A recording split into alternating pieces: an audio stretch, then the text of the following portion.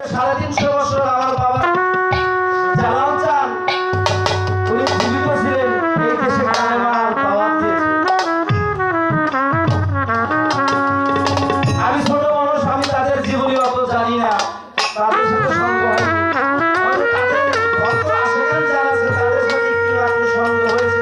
এই কথাটা ওইখান থেকে আমি সংগ্রহ করেছি। আমার জালালটা একদিন হাঁটতে হাঁটতে বাড়ির নিচে জমিনের উপর দিয়ে হেঁটে যায়।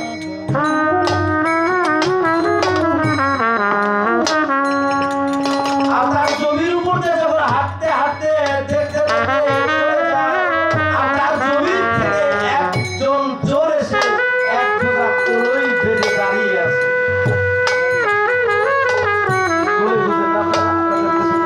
আমাদের দেশে কিন্তু কলই করে। জালালচাঁদের ক্ষেত থেকে কলই বোঝা বেঁধে দাঁড়িয়ে আছে, উঠানের মানুষ পাইতেছে। তো লাঠি ভর করে আমার জালালচাঁদ ওই ক্ষেতের সামনে দিয়ে হেঁটে যায়। আর ওই চোরটা বলে গেল যে এই মানুষটা দিয়েই আমি আমার বোঝাটা মাথায়।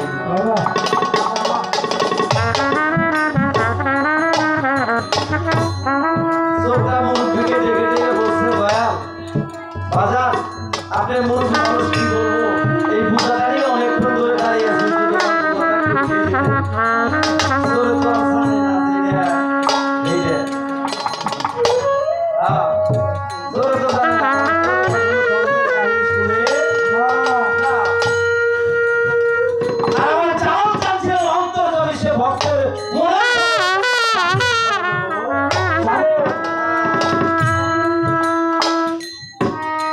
জালালকে যখন বলা হয়েছে দয়াল আমাদের আমার জালালচাঁদ হাঁটতে হাঁটতে গিয়ে তার বোঝাটা মাথার ভেতরে উঠিয়ে দেওয়ার সাথে সাথে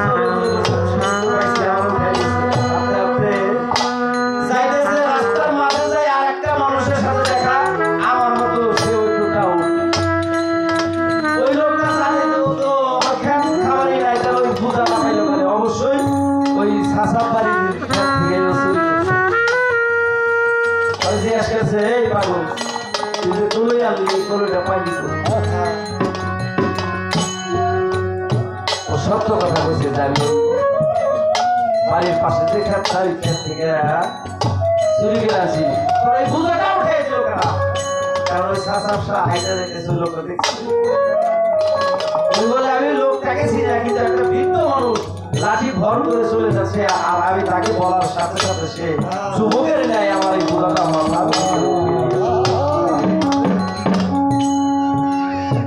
ওই লোকটা চোরকে দেখে দেখে বলতো, তুই চোর ঠিক আছে, কিন্তু এমন চোর এটা আমার জানা ছিল না। চোরে বোঝা নামাইয়া লোকটাকে বলছে, ভাই আমি তো চোর ঠিক আছে, কিন্তু এইভাবে কথা বলতো আমি তো বুঝতে পারি না। পাগল রে, যার জমিতে তুই চুরি করছিস সেই মানুষ দেখবি বোঝাটা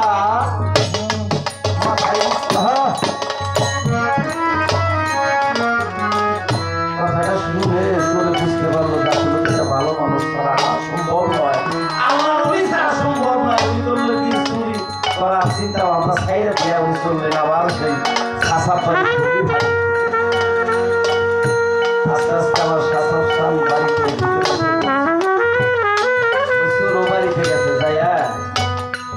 দয়ালের চরম ধরে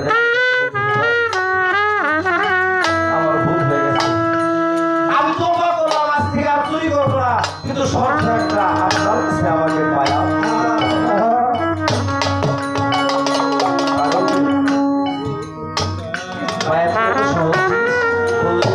তারা কামের ওলি তারা কি বললে পায়াত করবে করবে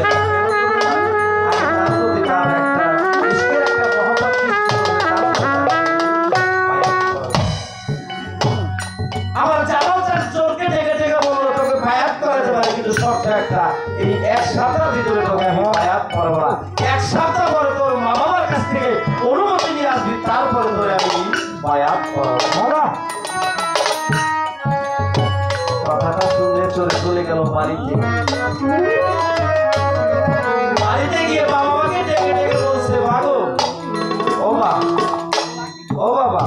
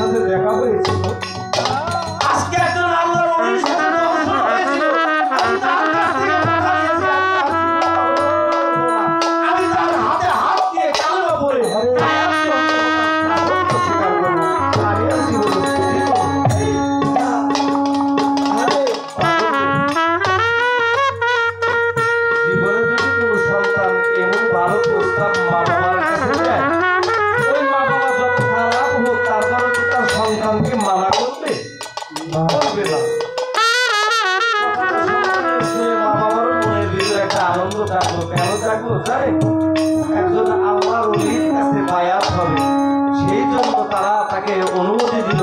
কিন্তু যেদিন সকালবেলা সেই আমার জালাল চাঁদের কাছে বায়াত করতে যাবে, মা বাবাই ডেকে ডেকে বললো তুই অলির কাছে বায়াত করতে যাবি না, ওই পদ্মা নদীর ধার থেকে গোসল করে তোর দেহটাকে পবিত্র করে তারপর তুই তার দরবারে গিয়ে সেই জালাল চাঁদের কাছে তুই বায়াত করে আয়।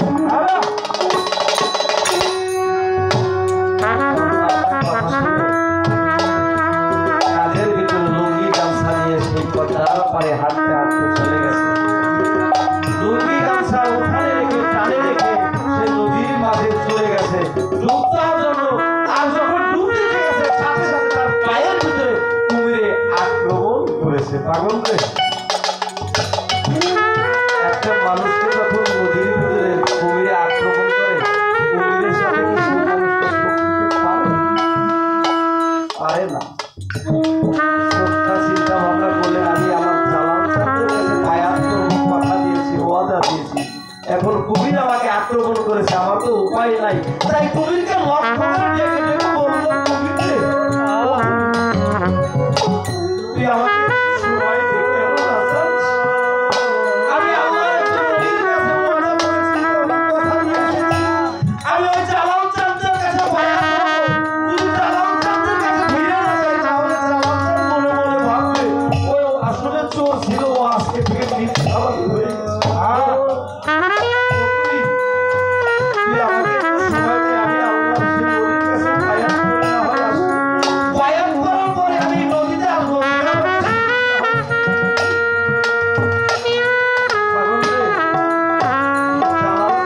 নাম যখন দোহাই দিয়েছে, কুমির হা করে তাকে ছেড়ে দিয়েছে, ওরা মরণের ভয় নাই। তাই আমি বলবো, আজকে সেই শাসাবাড়ির দরবারের খলিফার দরবারে এসেছি, আমি সারা রাত যতক্ষণ আপনাদের পাশে থাকবো, আমি মনে করবো আল্লাহর ওলির পাশে আছি, আমার বড় ভাইয়ের পাশে আছি, আজকে আমার কোনো ভয় নাই। তাই সেখানে দাঁড়িয়ে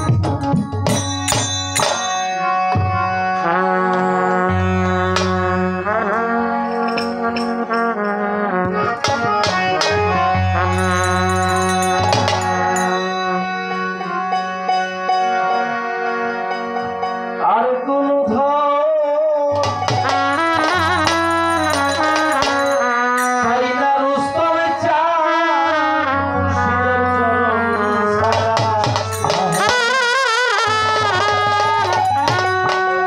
আমি বন্ধুর পিরিতের মরা,